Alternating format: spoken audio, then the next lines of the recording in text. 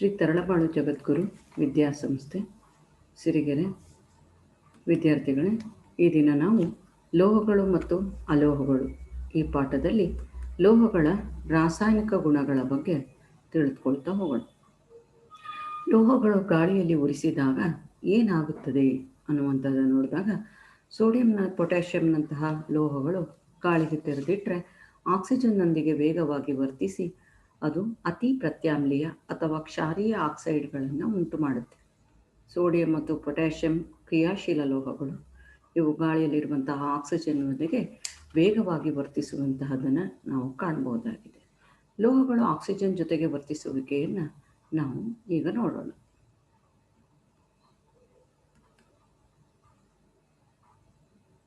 ಲೋಹಗಳು ಆಕ್ಸಿಜನ್ ಜೊತೆಗೆ ವರ್ತಿಸುವಿಕೆಗೆ ನಾವು ಕೆಲವು ಲೋಹಗಳನ್ನು ತೆಗೆದುಕೊಂಡಿದ್ದೀವಿ. ಈಗ ತಾಮ್ರ ಜ್ವಾಲೆಯೊಂದಿಗೆ, ಬೆಂಕಿ ಜ್ವಾಲೆಯೊಂದಿಗೆ ಉರಿಸಿದಾಗ ತಾಮ್ರ ಕಪ್ಪಾಗುತ್ತೆ, ಮೇಲಿನ ಮೇಲ್ಮೈ ಪದರ ಕಪ್ಪಾಗುತ್ತೆ. ಯಾವುದೇ ರೀತಿಯಲ್ಲಿ ಅದು ರಾಸಾಯನಿಕ ಕ್ರಿಯೆಗೆ ವರ್ತಿಸೋದಿಲ್ಲ. ಮೆಗ್ನೀಷಿಯಂ ತಂತಿ ಪ್ರಕಾಶಮಾನವಾಗಿ ಉರಿಯುವಂತಹದ್ದನ್ನು ಈಗ ನೀವು ಕಾಣ್ತಾ ಇದ್ದೀರಾ. ಅಂದರೆ ಮೆಗ್ನೀಷಿಯಂ ವೇಗವಾಗಿ ವರ್ತಿಸುವಂತಹದ್ದನ್ನು, ಗಾಳಿಯೊಡನೆ ಬೇಗ ವರ್ತಿಸುತ್ತೆ ಅನ್ನುವಂಥದ್ದನ್ನು ಕಾಣ್ಬೋದು. ಈಗ ಮುಂದಿನ ಲೋಹ ಚಿನ್ನದ ತುಣುಕನ್ನು ಬೆಂಕಿಯ ಜ್ವಾಲೆಯಲ್ಲಿ ಕಾಯಿಸಿದಾಗ ಇದು ಯಾವುದೇ ರೀತಿಯಲ್ಲಿಯೂ ಸಹ ವರ್ತಿಸದೇ ಇರುವುದನ್ನು ನಾವು ಕಾಣ್ಬೋದು. ಹಾಗೆ ಕಬ್ಬಿಣದ ರಜೆಗಳನ್ನು, ಪುಡಿಗಳನ್ನು ಬೆಂಕಿಯ ಜ್ವಾಲೆಯಲ್ಲಿ ಹಾಕಿದಾಗ ಅದು ವರ್ತಿಸುವಿಕೆಯನ್ನು ಸಹ ನಾವು ನೋಡಲಿಕ್ಕೆ ಸಾಧ್ಯ ಆಗ್ತಾ ಹೋಗುತ್ತೆ. ಅದು ವರ್ತಿಸಿ ಕಬ್ಬಿಣದ ಆಕ್ಸೈಡ್ ಆಗುತ್ತೆ.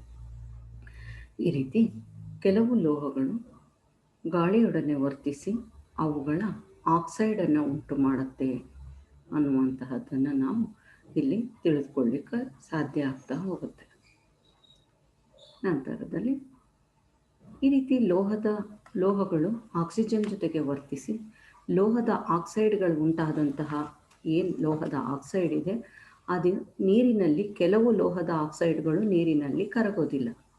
ಆದರೆ ಕೆಲವು ಲೋಹದ ಆಕ್ಸೈಡು ನೀರಿನಲ್ಲಿ ಕರಗಿ ಕ್ಷಾರಗಳನ್ನು ಉಂಟು ಮಾಡುತ್ತೆ. ಎಲ್ಲ ಲೋಹಗಳು ಆಕ್ಸಿಜನ್ ಜೊತೆಗೆ ವರ್ತಿಸಿದಾಗ ಲೋಹದ ಆಕ್ಸೈಡ್ ಆಗುತ್ತೆ. ಆದರೆ ಆದಂತಹ ಲೋಹದ ಆಕ್ಸೈಡ್ಗಳು ಎಲ್ಲವೂ ನೀರಿನಲ್ಲಿ ವರ್ತಿಸಲ್ಲ. ಕೆಲವು ಲೋಹದ ಆಕ್ಸೈಡ್ಗಳು ನೀರಿನಲ್ಲಿ ಕರಗುತ್ತೆ, ಆಗ ಅದು ಕ್ಷಾರಗಳನ್ನು ಉಂಟು ಮಾಡುತ್ತೆ. ಆ ರೀತಿ ಕ್ಷಾರಗಳನ್ನು ಉಂಟು ಮಾಡುವಂತಹ ಲೋಹದ ಆಕ್ಸೈಡ್ಗಳಿಗೆ ಉದಾಹರಣೆ ಯಾವುದಪ್ಪ ಅಂದರೆ ಸೋಡಿಯಂ ಆಕ್ಸೈಡ್ ಮತ್ತು ಪೊಟ್ಯಾಷಿಯಂ ಆಕ್ಸೈಡ್ ನೀರಿನಲ್ಲಿ ಕರಗಿ ಕ್ಷಾರಗಳನ್ನು ಉಂಟು ಮಾಡುವಂಥದ್ದನ್ನು ನೋಡ್ಬೋದು. ಉದಾಹರಣೆ, ಸೋಡಿಯಂ ಆಕ್ಸಿಜನ್ ಜೊತೆಗೆ ವರ್ತಿಸಿ ಸೋಡಿಯಂ ಆಕ್ಸೈಡ್ ಆಗೋದು, ಪೊಟ್ಯಾಷಿಯಂ ಆಕ್ಸಿಜನ್ ಜೊತೆಗೆ ವರ್ತಿಸಿ ಪೊಟ್ಯಾಷಿಯಂ ಆಕ್ಸೈಡ್ ಆಗುತ್ತೆ. ಈ ಆಕ್ಸೈಡ್ಗಳು ಏನಿದೆ ಇದು ನೀರಿನಲ್ಲಿ ಕರಗಿದಾಗ ಸೋಡಿಯಂನ ಆಕ್ಸೈಡ್ ಆಗಿರ್ಬೋದು, ಪೊಟ್ಯಾಷಿಯಂನ ಆಕ್ಸೈಡ್ ಆಗಿರ್ಬೋದು, ಈ ಲೋಹೀಯ ಆಕ್ಸೈಡ್ಗಳು ನೀರಿನಲ್ಲಿ ಕರಗಿದರೆ ಅದು ಪ್ರತ್ಯಾಮ್ಲಗಳನ್ನು ಉಂಟು ಮಾಡುತ್ತೆ. ಹಾಗಾಗಿ ಲೋಹೀಯ ಆಕ್ಸೈಡ್ಗಳಲ್ಲಿ ಪ್ರತ್ಯಾಮ್ಲೀಯ ಆಕ್ಸೈಡ್ಗಳು ಅಂತ ಹೇಳಿ ಕರಿತೀವಿ. ಹಾಗೆ ಆಕ್ಸಿಜನ್ ಜೊತೆ ಅಲೋಹಗಳು ಸಹ ವರ್ತಿಸುತ್ತೆ. ಅಲೋಹಗಳು ಆಕ್ಸಿಜನ್ ಜೊತೆಗೆ ವರ್ತಿಸಿ ಅಲೋಹೀಯ ಆಕ್ಸೈಡನ್ನು ಉಂಟು ಮಾಡುತ್ತೆ. ಲೋಹಗಳು ವರ್ತಿಸಿದರೆ ಪ್ರತ್ಯಾಮ್ಲೀಯ ಆಕ್ಸೈಡು, ಅಲೋಹಗಳು ಆಕ್ಸಿಜನ್ ಜೊತೆಗೆ ವರ್ತಿಸಿದರೆ ಅಲೋಹೀಯ ಆಕ್ಸೈಡ್ ಅಥವಾ ಆಮ್ಲೀಯ ಆಕ್ಸೈಡನ್ನು ಉಂಟು ಮಾಡುತ್ತೆ. ಅಲೋಹೀಯ ಆಕ್ಸೈಡ್ಗಳು ನೀರಿನಲ್ಲಿ ಕರಗಿದಾಗ ಆಮ್ಲ ಉಂಟಾಗುತ್ತೆ ಅನ್ನುವಂಥದ್ದನ್ನು ತಿಳಿಯಬಹುದು. ಹಾಗಾದರೆ ಅಲೋಹೀಯ ಆಕ್ಸೈಡ್ಗಳು ನೀರಿನಲ್ಲಿ ಕರಗಿ ಆಮ್ಲ ಉಂಟಾಗುತ್ತೆ. ಆದರೆ ಲೋಹೀಯ ಆಕ್ಸೈಡ್ ನೀರಿನಲ್ಲಿ ಕರಗಿದರೆ ಹಿಂದಿನ ಸೈಡಲ್ಲಿ ಹೇಳಿದ್ವಿ ಏನಾಗುತ್ತದೋ ಪ್ರತ್ಯಾಮ್ಲೀಯ ಆಕ್ಸೈಡ್ ಆಗುತ್ತೆ. ಅಲೋಹೀಯ ಆಕ್ಸೈಡ್ಗಳು ನೀರಿನಲ್ಲಿ ಕರಗಿದ್ರೆ ಆಮ್ಲಗಳನ್ನು ಉಂಟು ಮಾಡುತ್ತೆ.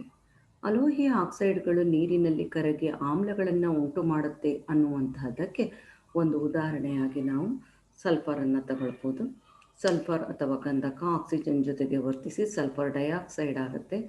ಈ ಸಲ್ಫರ್ ಡೈಆಕ್ಸೈಡ್ ನೀರಿನೊಡನೆ ವರ್ತಿಸಿ ಸಲ್ಫ್ಯೂರಸ್ ಆಮ್ಲ ಅನ್ನುವಂಥದ್ದು. ಈಗ ನೋಡಿ, ಅಲೋಹದ ಆಕ್ಸೈಡ್ ನೀರಿನೊಡನೆ ಕರಗಿ ಸಲ್ಫ್ಯೂರಸ್ ಆಮ್ಲವನ್ನು ಉಂಟು ಮಾಡುತ್ತೆ ಅಂತ ತಿಳಿಬೋದು. ಹಾಗೆ ಕೆಲವು ಲೋಹದ ಆಕ್ಸೈಡ್ಗಳು ಅವು ಆಮ್ಲೀಯ ಮತ್ತು ಪ್ರತ್ಯಾಮ್ಲೀಯ ಗುಣಗಳ ಎರಡನ್ನೂ ಪ್ರದರ್ಶಿಸುತ್ತೆ. ಅಂತಹದನ್ನು ನಾವು ಉಭಯಧರ್ಮಿ ಆಕ್ಸೈಡ್ಗಳು ಅಂತ ಹೇಳಿ ಕರಿತೀವಿ. ಆಂಫೋಟರಿಕ್ ಆಕ್ಸೈಡ್ಸ್ ಅಂತ ಹೇಳಿ ಅದಕ್ಕೆ ಉದಾಹರಣೆ ಅಲ್ಯೂಮಿನಿಯಂ ಆಕ್ಸೈಡ್ ಮತ್ತು ಸತುವಿನ ಆಕ್ಸೈಡ್. ಈಗ ಲೋಹಗಳು ಗಾಳಿಯೊಡನೆ ವರ್ತಿಸುವಿಕೆಯನ್ನು, ಆಕ್ಸಿಜನ್ ಜೊತೆ ವರ್ತಿಸುವಿಕೆಯನ್ನು ವೀಕ್ಷಣೆ ಮಾಡಿದರೆ, ಲೋಹಗಳು ನೀರಿನ ಜೊತೆ ಪ್ರತಿವರ್ತಿಸಿದಾಗ ಏನಾಗುತ್ತೆ ಅನ್ನುವಂಥದ್ದು ಇದು ವೀಕ್ಷಣೆ ಮಾಡೋಣ. ಲೋಹಗಳು ತಣ್ಣೀರಿನ ಜೊತೆ ವರ್ತಿಸಿ ಕ್ಷಾರೀಯ ಲೋಹಗಳಾದ ಸೋಡಿಯಂ, ಪೊಟ್ಯಾಷಿಯಂ, ಲಿಥಿಯಂ ಹಾಗೂ ಕ್ಯಾಲ್ಸಿಯಂ ವೇಗವಾಗಿ ವರ್ತಿಸಿ ಅವುಗಳ ಹೈಡ್ರಾಕ್ಸೈಡ್ಗಳನ್ನು ಉಂಟು ಮಾಡಿ ಹೈಡ್ರೋಜನ್ ಅನಿಲವನ್ನು ಬಿಡುಗಡೆ ಮಾಡುತ್ತೆ. ಹಾಗೆ ಮೆಗ್ನೀಷಿಯಂ ಮತ್ತು ಕ್ಯಾಲ್ಸಿಯಂ ನೀರಿನೊಂದಿಗೆ ವರ್ತಿಸಿ ಬಿಡುಗಡೆಯಾಗುವಂತಹ ಉಷ್ಣ ಹೈಡ್ರೋಜನ್ ದಹಿಸಲಿಕ್ಕೆ ಸಾಕಾಗೋದಿಲ್ಲ. ಹಾಗಾಗಿ ಮೆಗ್ನೀಷಿಯಂ ಕ್ಯಾಲ್ಸಿಯಂ ನೀರಿನೊಡನೆ ವರ್ತಿಸಿದಾಗ ಅಲ್ಲಿ ಬೆಂಕಿ ಉತ್ಪತ್ತಿ ಆಗಲ್ಲ, ಆದರೆ ಬಿಡುಗಡೆ ಆಗುವಂಥ ಹೈಡ್ರೋಜನ್ನಿಂದ ಲೋಹಗಳು ನೀರಿನ ಮೇಲೆ ತೇಲುತ್ತೆ.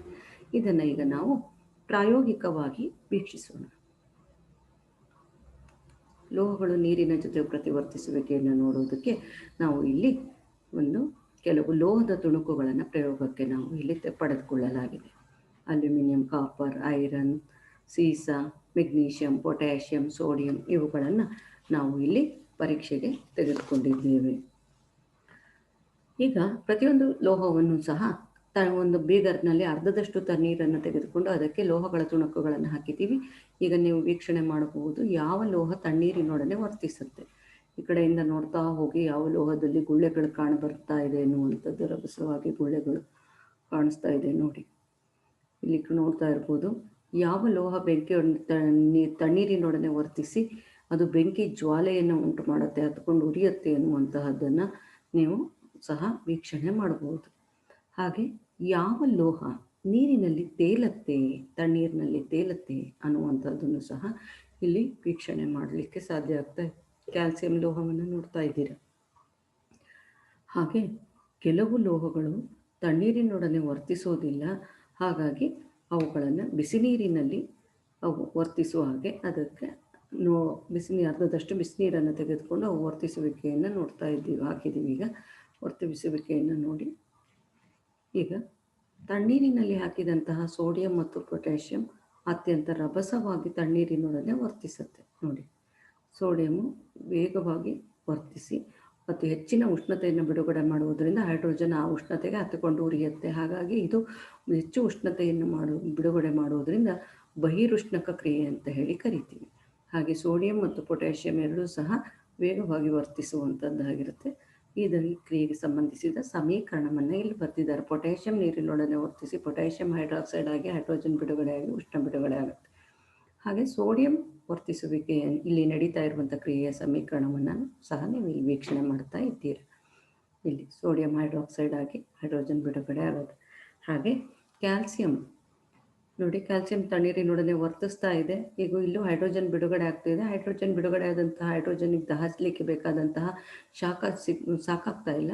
ಆದರೆ ಹೈಡ್ರೋಜನ್ ಅನಿಲದ ಗುಳ್ಳೆಗಳು ಲೋಹದ ಕ್ಯಾಲ್ಸಿಯಂಗೆ ಅಂಟಿಕೊಂಡಿರುವುದರಿಂದ ಅದೇನಾಗುತ್ತೆ, ಕ್ಯಾಲ್ಸಿಯಂ ನೀರಿನ ಮೇಲೆ ತೇಲುತ್ತೆ ಅನ್ನುವಂಥದ್ದು. ಇದಕ್ಕೆ ಸಂಬಂಧಿಸಿದ ಸಮೀಕರಣವನ್ನು ಇಲ್ಲಿ ವೀಕ್ಷಣೆ ಮಾಡ್ತಾ ಇದ್ದೀರಿ.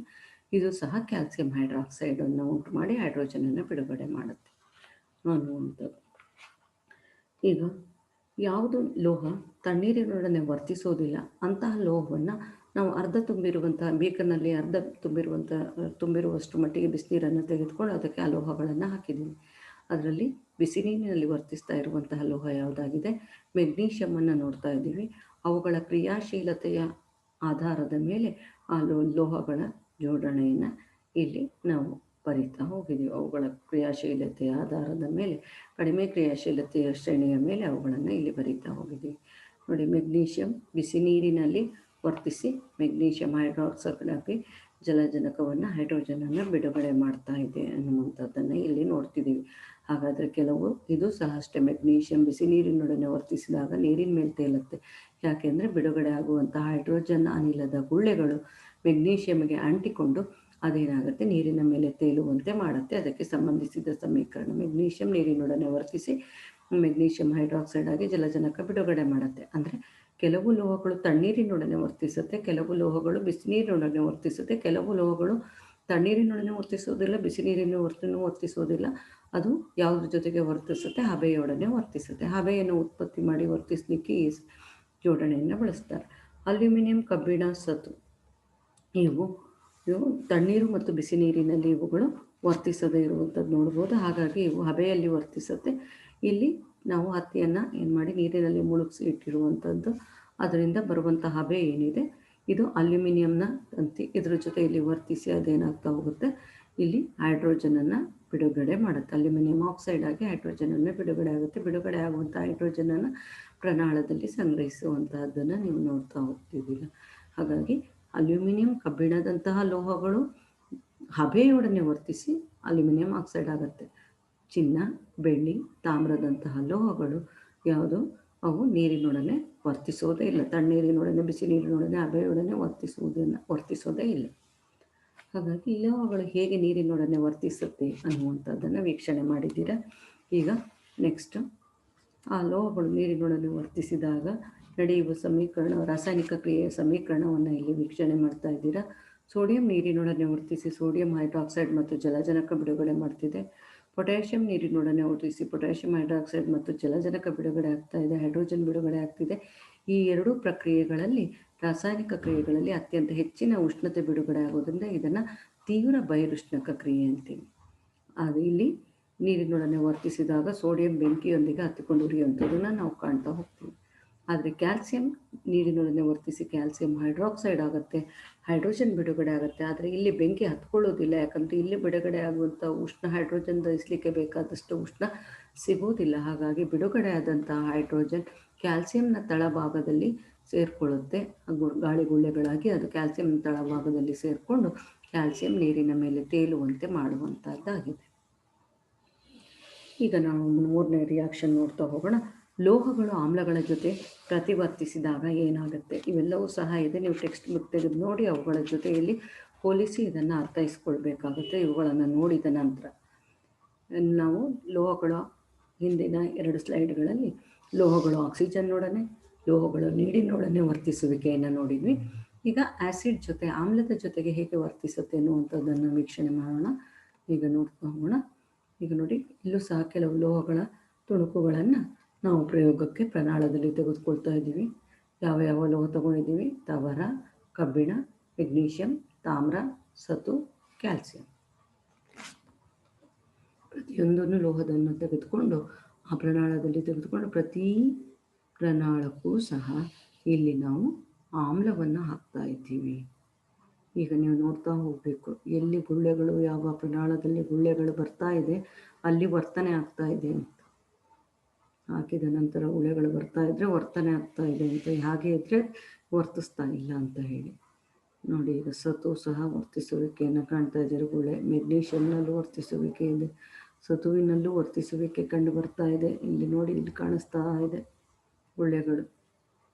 ಕ್ಯಾಲ್ಸಿಯಂನಲ್ಲಿ ನೋಡಿ ಎಷ್ಟು ವೇಗವಾಗಿ ನಡೀತಾ ಇರೋದು, ರಭಸವಾಗಿ ನಡೀತಾ ಇರುವಂತಹ ಕ್ರಿಯೆಯನ್ನು ವೀಕ್ಷಣೆ ಮಾಡಲಿಕ್ಕೆ ಸಾಧ್ಯ ಇದೆ. ಹಾಗಾಗಿ ಲೋಹಗಳಾದಂಥ ಕ್ಯಾಲ್ಸಿಯಂ, ಸತು, ಮೆಗ್ನೀಷಿಯಂ ಆಮ್ಲದೊಡನೆ ವರ್ತಿಸುವಿಕೆಯನ್ನು ಸುಲಭವಾಗಿ ನೀವು ಗುರುತಿಸ್ತಾ ಇದ್ದೀರ.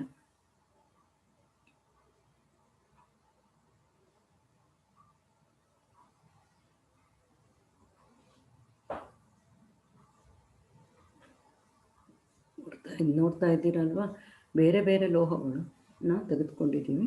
ಅದು ಆಮ್ಲದೊಡನೆ ವರ್ತಿಸ್ತಾ ಇದೆಯೇ ಇಲ್ವೇ, ಯಾವ ಲೋಹ ವರ್ತಿಸುತ್ತೆ, ಯಾವುದು ವರ್ತಿಸಲ್ಲ ಅನ್ನುವಂಥದ್ದನ್ನು ನೀವು ನೋಟ್ ಮಾಡ್ಕೊಳ್ಬೇಕು. ಯಾವುದು ರಭಸವಾಗಿ ವರ್ತಿಸುತ್ತೆ, ನಿಧಾನವಾಗಿ ವರ್ತಿಸ್ತಿದೆ, ಯಾವುದು ಒಂದು ಸ್ವಲ್ಪವೂ ವರ್ತಿಸ್ತಾನೆ ಇಲ್ಲ ಅನ್ನುವಂಥದ್ದನ್ನು ಈಗ ಒಂದೊಂದಾಗಿ ಗಮನಿಸ್ತಾ ಹೋಗಿ. ಒಂದೊಂದೇ ಲೋಹ ಯಾವುದು ವರ್ತಿಸಿದೆ ಹತ್ತಿರ ಹಿಡಿದು ನೋಡಿದಾಗ ಏನೂ ಗುಳ್ಳೆಗಳು ಬಂದಿಲ್ಲ, ಹೇಗಿಟ್ಟಿದ್ದೀವಿ ಹಾಗೇ ಇದೆ ಅಂದರೆ ಅದು ರಾಸಾಯನಿಕವಾಗಿ ವರ್ತಿಸಿಲ್ಲ.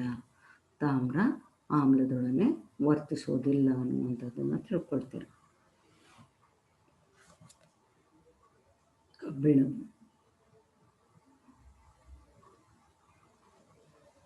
ನೋಡಿ, ಕಬ್ಬಿಣದ ತಂತಿ ಹೇಗಿದೆ ಹಾಗೇ ಇದೆ. ದುರ್ಬಲ ಆಮ್ಲದಲ್ಲಿ ಹೇಗಿದೆ ಹಾಗೇ ಇದೆ ನೋಡಿ, ಕಾಣಿಸ್ತಾ ಇದೆ. ಹಾಗಾದರೆ ಕಬ್ಬಿಣ ವರ್ತಿಸ್ತಿದೆಯಾ? ಇಲ್ಲ.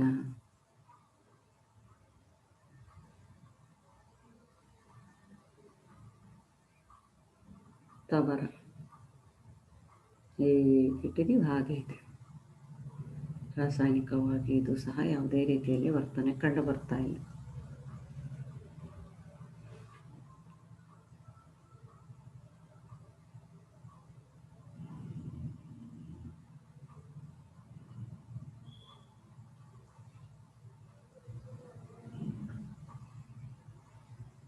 ನೋಡ್ತಾ ಇದ್ದೀರಲ್ಲ.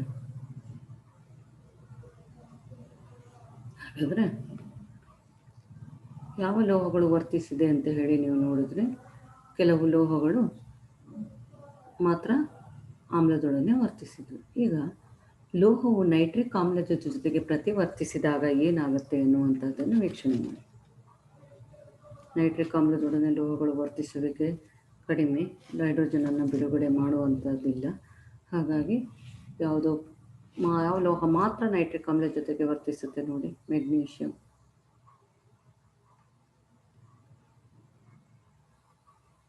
ನೋಡಿ, ನೈಟ್ರಿಕ್ ಆಮ್ಲದೊಡನೆ. ಹಾಗಾದರೆ ಇಲ್ಲಿ ಮೆಗ್ನೀಷಿಯಂ ನೈಟ್ರಿಕ್ ಆಮ್ಲದೊಡನೆ ವರ್ತಿಸ್ತಾ ಇರುವಂಥದ್ದು ಹೈಡ್ರೋಜನನ್ನು ಬಿಡುಗಡೆ ಮಾಡಿರುವಂತಹದ್ದನ್ನು ಇಲ್ಲೊಂಚೂರು ವೀಕ್ಷಣೆ ಮಾಡ್ಬೋದು. ಯಾವುದು? ಮೆಗ್ನೀಷಿಯಂ. ಈಗ ನೋಡಿ, ಅಲ್ಯೂಮಿನಿಯಮನ್ನು ಹಾಕಿದ್ದಾರೆ, ಇಲ್ಲಿ ಪ್ರಬಲ ನೈಟ್ರಿಕ್ ಆಮ್ಲವನ್ನು ಹಾಕಿದರೂ ಸಹ ಯಾವುದೇ ರೀತಿಯಲ್ಲಿ ವರ್ತನೆ ಕಂಡು ಬಂದಿಲ್ಲ. ಯಾವುದಿದು ಲೋಹ ನೋಡಿ ಹೇಗಿದೆ, ಹಾಗೇ ಇದೆ. ಸ್ವಲ್ಪ ಏನಾದರೂ ಚೂರು ಕಾನ್ಸಂಟ್ರೇಟೆಡ್ ಪ್ರಬಲ ನೈಟ್ರಿಕ್ ಆಮ್ಲದೊಡನೆ ಒಂಚೂರು ಬೆಚ್ಚಗಿದ್ದ ಒಂಚೂರು ಲೈಟಾಗೆಲ್ಲ ಆಗಿರುವಂಥದ್ದು ಕಾಣುತ್ತೆ. ಈಗ ನೋಡಿ, ಪುಡಿ ಮಾಡಿದಂಥ ಕ್ಯಾಲ್ಸಿಯಮನ್ನು ಹಾಕ್ತಾರೆ. ಇದು ವರ್ತಿಸುವಂಥದ್ದನ್ನು ಪುಡಿ ಮಾಡಿ ಹಾಕಿರುವಂತಹ ಕ್ಯಾಲ್ಸಿಯಂ ಇದು ವರ್ತಿಸುವಂಥದ್ದನ್ನು ನೋಡ್ಬೋದು. ಸ್ವಲ್ಪ ಪ್ರಮಾಣದಲ್ಲಿ ವರ್ತಿಸಿ ಅವು ನೈಟ್ರೋಜನ್ ಆಕ್ಸೈಡ್ ಆ ಥರದ ಅಂಶವನ್ನು ಬಿಡುಗಡೆ ಮಾಡ್ತಾ ಲೋಹದ ಆಕ್ಸೈಡ್ಗಳನ್ನು ಬಿಡುಗಡೆ ಮಾಡುವಂಥದ್ದು ಆಗುತ್ತೆ. ಮ್ಯಾಂಗನೀಸ್ ಮಾತ್ರ ಅತ್ಯಂತ ರಭಸವಾಗಿ ವರ್ತಿಸುವಂಥದ್ದಾಗುತ್ತೆ. ಸ್ವಲ್ಪ ಪುಡಿ ಹಾಕಿದರೆ, ಹೆಚ್ಚಿನ ಪ್ರಮಾಣದಲ್ಲಿ ಹಾಕಿದರೆ ಇದು ಅತ್ಯಂತ ಅಪಾಯಕಾರಿಯಾಗಿರುವಂತಹದ್ದಾಗುತ್ತೆ. ಹಾಗಾಗಿ ಇವುಗಳು ಲೋಹಗಳಲ್ಲಿ ಯಾವ ಲೋಹ ವರ್ತಿಸುತ್ತಪ್ಪ ಅಂತ ಹೇಳಿದ್ರೆ, ನೈಟ್ರಿಕ್ ಆಮ್ಲದೊಡನೆ ಪ್ರತಿವರ್ತಿಸುವಂತಹ ಲೋಹವನ್ನು ತೆಗೆದುಕೊಂಡ್ರೆ ಮ್ಯಾಂಗನೀಸ್ ಆ ಥರದ ಕೆಲವು ಲೋಹಗಳು ಮಾತ್ರ ಏನಾಗುತ್ತೆ, ನೈಟ್ರಿಕ್ ಆಮ್ಲದಲ್ಲಿರುವಂತಹ ಯಾವುದನ್ನು ಹೈಡ್ರೋಜನನ್ನು ಸ್ಥಳಾಂತರಿಸುವಂಥದ್ದಾಗಿದೆ. ನೆಕ್ಸ್ಟ್, ಇತರ ಲೋಹೀಯ ಲವಣದ ದ್ರಾವಣಗಳೊಂದಿಗೆ ಲೋಹಗಳು ಹೇಗೆ ಪ್ರತಿವರ್ತಿಸುತ್ತೆ ನೋಡೋಣ.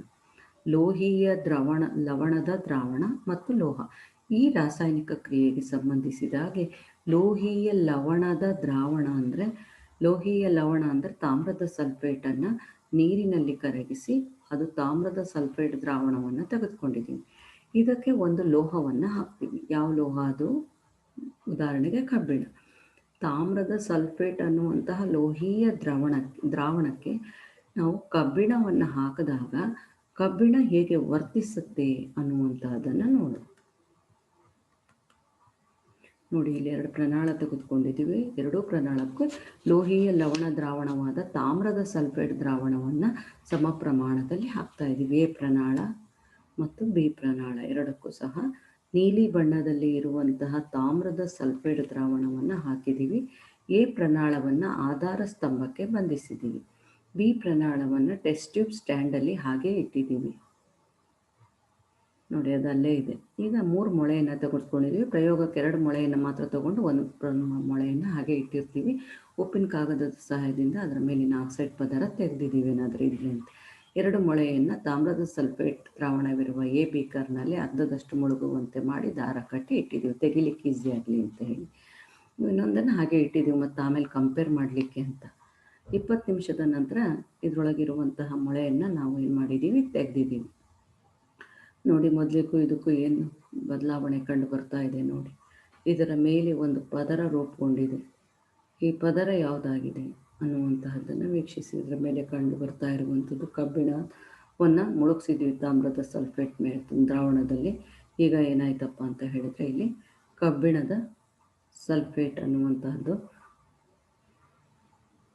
ಈಗ ಏನು ಮಾಡ್ತಾ ಇದ್ದೀವಿ, ಪ್ರಣಾಳವನ್ನು ಆಧಾರ ಸ್ತಂಭದಿಂದ ತೆಗೆದು ಇವೆರಡನ್ನು ನೋಡಿದಾಗ ಇದರಲ್ಲಿ ಬಣ್ಣ ರಹಿತ ಆಗಿದೆ, ಇದರಲ್ಲಿ ಬಣ್ಣ ಇದೆ. ಇದರಲ್ಲಿರುವಂತಹ ತಾಮ್ರ ಏನಾಗಿದೆ, ಕಬ್ಬಿಣದ ಮೇಲೆ ಸಂಗ್ರಹ ಆಗಿರೋದ್ರಿಂದ ಇದು ಬಣ್ಣವನ್ನು ಕಳೆದುಕೊಂಡಿದೆ ಅನ್ನುವಂತಹದ್ದನ್ನು ಕಾಣ್ತೀವಿ.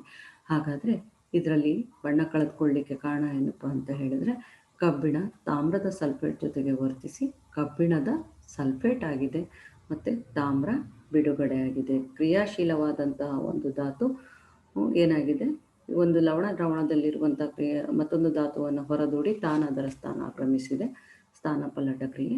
ಇಲ್ಲಿ ಪ್ರಣಾಳದಲ್ಲಿ ನಡೆದಿರುವುದನ್ನು ಮತ್ತೆ ನಿಮಗೆ ದೊಡ್ಡದಾಗಿ ತೋರಿಸ್ತಾ ಇದ್ದೀವಿ.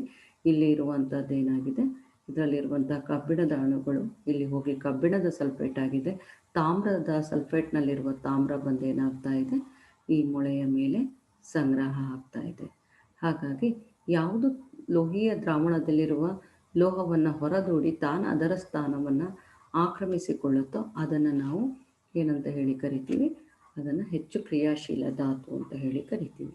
ಹಾಗಾಗಿ ಇಲ್ಲಿ ಇರುವಂತಹದ್ದು ಕಬ್ಬಿಣ ಏನಾಗಿದೆ, ತಾಮ್ರವನ್ನು ಹೊರದೂಡಿ ತಾನಾದ ಸ್ಥಾನವನ್ನು ಆಕ್ರಮಿಸಿಕೊಂಡಿದೆ. ಹಾಗಾಗಿ ಕಬ್ಬಿಣ ಅತ್ಯಂತ ಕ್ರಿಯಾಶೀಲ ಧಾತು ತಾಮ್ರ ಹೋಲಿಸಿದ್ರೆ.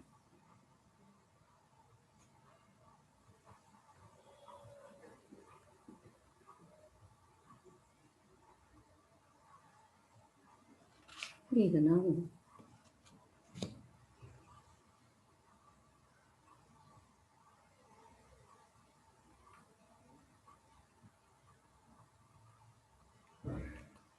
ಅಯಾನಿಕ ಸಂಯುಕ್ತಗಳ ಗುಣಲಕ್ಷಣಗಳನ್ನು ತಿಳಿಯೋಣ.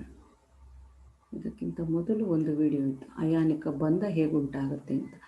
ಆ ನಂತರ ಅಯಾನಿಕ ಸಂಯುಕ್ತಗಳ ಗುಣಲಕ್ಷಣವನ್ನು ತಿಳಿಯೋಣ. ವಿದ್ಯಾರ್ಥಿಗಳೇ, ಅಯಾನಿಕ ಬಂಧ ಹೇಗೆ ಉಂಟಾಗುತ್ತೆ, ಅಯಾನಿಕ ಬಂಧ ಅನ್ನುವಂಥದ್ದನ್ನು ಈಗ ನಾವು ನೋಡ್ತಾ ಹೋಗೋಣ. ಇಲ್ಲಿ ನೋಡ್ತಿದ್ದೀರಾ, ಎರಡು ಧಾತುಗಳಿದೆ, ಒಂದು ಲೋಹೀಯ ಧಾತು, ಇನ್ನೊಂದು ಅಲೋಹೀಯ ಧಾತು. ಸೋಡಿಯಂ ಅನ್ನುವಂಥದ್ದು ಲೋಹ, ಕ್ಲೋರಿನ್ ಅನ್ನುವಂಥದ್ದು ಅಲೋಹ. ನೋಡ್ತಾ ಇದ್ದೀರಾ ಇಲ್ಲಿ. ಇವುಗಳ ಎಲೆಕ್ಟ್ರಾನ್ ವಿನ್ಯಾಸವನ್ನು ಸಹ ಇವುಗಳಲ್ಲಿ ಕೊಟ್ಟಿದ್ದಾರೆ. ಲೋಹ ಅಲೋಹದೊಡನೆ ವರ್ತಿಸಿ ಈ ಲೋಹೀಯ ಮತ್ತು ಅಲೋಹೀಯಗಳ ನಡುವೆ ಬಂಧ ಏರ್ಪಟ್ಟು ಅಯಾನಿಕ ಬಂಧ ಉಂಟಾಗಿದೆ ಅನ್ನುವಂಥದ್ದು. ಹೇಗೆ ಉಂಟಾಯ್ತಿದು ಅನ್ನುವಂಥದ್ದು ನೋಡೋಣ. ಇಲ್ಲಿ ಇವುಗಳ ಎಲೆಕ್ಟ್ರಾನ್ ವಿನ್ಯಾಸವನ್ನು ಕೊಟ್ಟಿದ್ದಾರೆ. ಸೋಡಿಯಂ ಮತ್ತು ಕ್ಲೋರಿನ್ನ ಎಲೆಕ್ಟ್ರಾನ್ ವಿನ್ಯಾಸವನ್ನು ಕೊಟ್ಟಿದ್ದಾರೆ. ಅದರ ಜೊತೆಗೆ ಇವುಗಳೇನಾಗ್ತಾ ಇದೆ ಅಂತ ಹೇಳಿದರೆ, ರಾಜ ಅನಿಲ ಅಥವಾ ಜಡ ಅನಿಲಗಳ ರೀತಿಯಲ್ಲಿ ವರ್ತಿಸಲಿಕ್ಕೆ ಪ್ರಯತ್ನ ಪಡ್ತಾ ಇದೆ. ಹಾಗಾಗಿ ಅವುಗಳು ರಾಜ ಅನಿಲಗಳು ಯಾಕೆ ವಿಭಿನ್ನ ಅಂತ ಹೇಳಿದರೆ, ಅತ್ಯಂತ ಹೊರಕವಚ ಸಂಪೂರ್ಣವಾಗಿ ತುಂಬಿರುತ್ತೆ, ಆದರೆ ಇದರಲ್ಲಿ ಇನ್ನೂ ತುಂಬಿಲ್ಲ ಅನ್ನುವಂಥದ್ದು. ಈಗ ನಿಯಾನ್ ರಾಜ ಅನಿಲ, ಅದರಲ್ಲಿ ಹೊರಕವಚ ತುಂಬಿದೆ. ಈಗ ನಾವು ಉದಾಹರಣೆಗೆ ನಾವು ಈಗ ಅಯಾನಿಕ ಬಂಧ ಉಂಟಾಗುವಿಕೆಯನ್ನು ವೀಕ್ಷಿಸೋಣ. ಸೋಡಿಯಂ ಪರಮಾಣು ಸಂಖ್ಯೆ ಎಷ್ಟಿದೆ, 11. ಪರಮಾಣು ಸಂಖ್ಯೆ 11 ಇದ್ದರೆ ಅದರಲ್ಲಿ ಪ್ರೋಟಾನು 11 ಇದೆ, ಎಲೆಕ್ಟ್ರಾನು 11 ಇದ್ದು ಎಲೆಕ್ಟ್ರಾನುಗಳು ವಿವಿಧ ಕಕ್ಷೆಗಳಲ್ಲಿ ಕಂಡುಬರುವಂಥದ್ದನ್ನು ನಾವು ನೋಡ್ತಾ ಹೋಗ್ತೀವಿ. ಕೆ ಕಕ್ಷೆ, ಎಲ್ ಕಕ್ಷೆ ಹಾಗೂ ಕೆ ಎಲ್ಲಿ 2, ಎಲ್ಲಲ್ಲಿ ಎಷ್ಟಿದೆ, 8 ಇದೆ. ಹಾಗಾದರೆ 8 2 10 ಆಯಿತು. 10ರಲ್ಲಿ 11ರಲ್ಲಿ 10 ಹೋದರೆ ಇನ್ನು 1 ಎಲೆಕ್ಟ್ರಾನ್ ಉಳಿಯಿತು. ಎಂ ಕಕ್ಷೆಯಲ್ಲಿ ಎಷ್ಟಿದೆ, 1 ಎಲೆಕ್ಟ್ರಾನ್ ಉಳ್ಕೊಂಡಿದೆ. ನೋಡ್ತಾ ಇದ್ದೀವಿ, ಎಂ ಕಕ್ಷೆಯಲ್ಲಿ 1 ಎಲೆಕ್ಟ್ರಾನ್ ಉಳ್ಕೊಂಡಿದೆ. ಈಗ ಇದು 1 ಎಲೆಕ್ಟ್ರಾನನ್ನು ಬಿಟ್ಟುಕೊಟ್ಟು ಅಷ್ಟಕ ಎಲೆಕ್ಟ್ರಾನ್ ವಿನ್ಯಾಸವನ್ನು ಹೊಂದಿದ್ರೆ ಅದು ಜಡಾನಿಲದ ಸ್ಥಿತಿಯನ್ನು ಪಡೀಲಿಕ್ಕೆ ಸಾಧ್ಯ ಆಗ್ತಾ ಹೋಗುತ್ತೆ. ಇಲ್ಲಾಂದರೆ 7 ಎಲೆಕ್ಟ್ರಾನನ್ನು ಪಡ್ಕೊಂಡು ಅಷ್ಟಕ ಎಲೆಕ್ಟ್ರಾನ್ ವಿನ್ಯಾಸವನ್ನು ಹೊಂದಬೇಕಾಗತ್ತೆ. 7 ಎಲೆಕ್ಟ್ರಾನನ್ನು ಬಿಟ್ಟುಕೊಡೋದು ಸುಲಭನ, ಪಡ್ಕೊಳ್ಳೋದು ಸುಲಭನ, 1 ಎಲೆಕ್ಟ್ರಾನನ್ನು ಬಿಟ್ಟುಕೊಡೋದು ಸುಲಭನ ಅಂತ ಹೇಳಿದಾಗ ನಾವು ಇವುಗಳಲ್ಲಿ ವೇಲೆನ್ಸಿಯನ್ನು ಗುರುತಿಸಬೇಕಾದ್ರೆ ಯಾವುದು ಬಿಟ್ಟುಕೊಡುವ ಅಥವಾ ಪಡೆದುಕೊಳ್ಳುವುದರಲ್ಲಿ ಯಾವುದು ಕನಿಷ್ಠ ಸಂಖ್ಯೆ ಇದೆ ಅಂತ ಹೇಳಿ ನೋಡಿ ನಾವು ವೇಲೆನ್ಸಿಯನ್ನು ಹೇಳ್ತೀವಿ. ಹಾಗಾಗಿ ಇಲ್ಲಿ ನಾವು 7 ಎಲೆಕ್ಟ್ರಾನನ್ನು ಪಡ್ಕೊಳ್ಳೋದ್ಕಿಂತ 1 ಎಲೆಕ್ಟ್ರಾನನ್ನು ಬಿಟ್ಕೊಡೋದ್ರಿಂದ ಇದರ ಅತ್ಯಂತ ಹೊರ ಕವಚಗಳು ಸಂಪೂರ್ಣವಾಗಿ ತುಂಬಿ ಅಷ್ಟಕ ಎಲೆಕ್ಟ್ರಾನ್ ವಿನ್ಯಾಸವನ್ನು ಹೊಂದಿದೆ. ನೋಡಿ, ಈಗ ಸೋಡಿಯಂ ಅಷ್ಟಕ ಎಲೆಕ್ಟ್ರಾನ್ ವಿನ್ಯಾಸವನ್ನು ಹೊಂದಿರುವಂತಹದ್ದನ್ನು ನೀವು ಕಾಣ್ತಾ ಹೋಗ್ಬೋದು. 8 ಇದೆ ತಾನೆ, ಕೆ ಎಲ್ 2 ಇದೆ, ಇದರಲ್ಲಿ ಎಲ್ಲಲ್ಲಿ 8 ಇದೆ. ಇನ್ನು ಒಂದು ಎಲೆಕ್ಟ್ರಾನನ್ನು ಬಿಟ್ಕೊಡ್ಲಿಕ್ಕೆ ಅದು ಬಿಟ್ಕೊಟ್ರೆ ಅಷ್ಟಕ್ಕೆ ಈ ಎಲೆಕ್ಟ್ರಾನನ್ನು ಬಿಟ್ಕೊಡೋದ್ರಿಂದ ಅಷ್ಟಕ್ಕೆ ಎಲೆಕ್ಟ್ರಾನ್ ವಿನ್ಯಾಸವನ್ನು ಹೊಂದಲಿಕ್ಕೆ ಸಾಧ್ಯ ಆಗುತ್ತೆ.